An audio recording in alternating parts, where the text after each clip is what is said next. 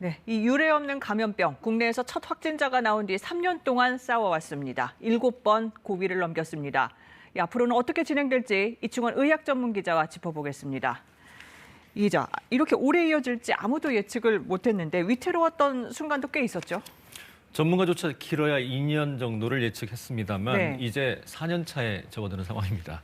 2020년 1월 20일 국내 첫 확진자 이후 7차례의 유행 파고를 맞았고요. 네. 기나긴 사투를 벌였죠. 누적 확진자 3천만 명이 눈앞이고 숨은 감염자도 1,000만 명에 육박하고 있습니다. 네. 코로나 초기 전국 청도정신병원에서 집단 감염으로 처음으로 대규모 인명피해가 나왔고요. 2021년 하반기엔 요양병원 집단 감염으로 고령층 사망자가 쏟아져 나오는 등 위기도 상당히 많았습니다. 네. 이제 대응 측면에서 돌이켜볼 때 잘한 점, 또 아쉬웠던 점 한번 짚어볼까요? 먼저 백신을 선구매하지 않아서 발을 동동 굴렀던 기억 있으시죠? 네. 백신을 입도 선매한 선진국들한테 밀려서 국내 백신 도입은 어렵게 성사가 됐습니다. 또 2021년 11월 거리두기를 섣불리 해제해서 고령층 집단 감염으로 사망자가 크게 늘기도 했습니다.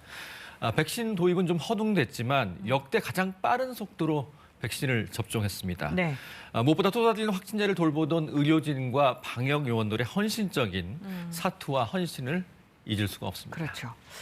또 예상 못했던 것이 새로운 코로나 변이들입니다. 또 다른 변이가 나올 가능성도 있겠죠. 2019년 12월 처음으로 이제 우한 코로나 바이러스에 연이어서 알파, 베타, 감마, 델타 변이가 연이어서 나왔고요. 네. 2021년 하반기엔 병독성이 높은 델타 변이가 유행해서 고령층 사망자가 크게 늘었습니다. 지난해 상반기엔 전파력이 큰 오미크론 변이가 유행해서 확진자 규모가 아주 커졌고요. 이후 새 변이는 나타나지 않고 오미크론 세부 계통으로 가지를 뻗는 양상입니다. 춘추 전국시대라 볼 수 있죠. 하지만 중국에서 전혀 새로운 변이가 나올 가능성을 배제할 수는 없습니다. 네. 중국 내 유행이 정점을 지났다지만 춘절 수억 명이 이동해서 뒤섞이기 때문입니다. 아직 안심할 수 없는데 다음 달부터 이제 실내에서 마스크를 안 써도 되고 괜찮을까요? 앞으로 유행 어떻습니까? 그런데 오미크론 세부 변이가 계속 나오고 있어서 당분간 종식은 어려워 보입니다. 또 면역 회피 세부 변이 출현으로 파도를 타듯 정점과 골이 나오면서 점차 잦아들 것으로 예상됩니다. 점차 잦아든다.